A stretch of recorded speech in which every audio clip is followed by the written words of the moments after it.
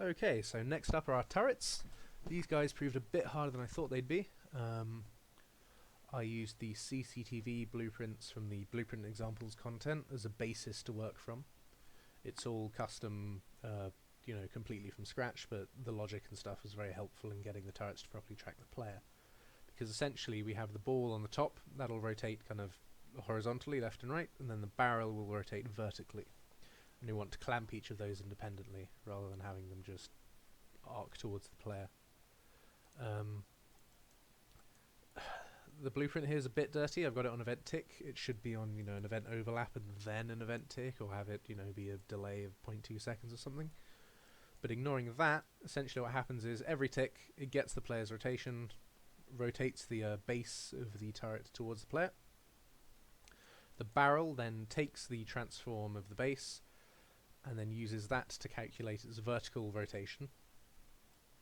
So essentially arcs towards the player. What we're doing here that's quite fun, or worth mentioning I suppose, would be that we're getting the desired player distance and then squaring it.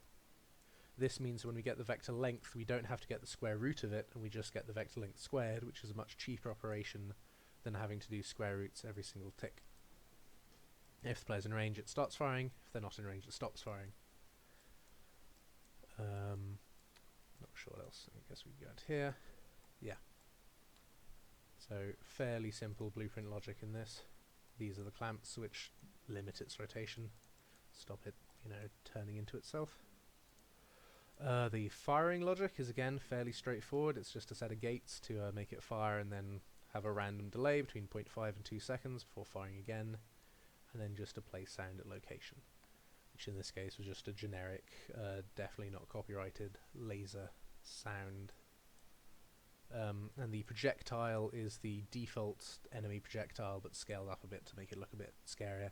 And I guess technically it is more dangerous because it's got 4 times as big a collision detection. Unfortunately, we were not able to get it textured and modelled in time for the final release, but I'm sure if we did, it would have been a beautiful turret. For now, it reminds me a bit of the pea shooter from Plants vs. Zombies for some reason.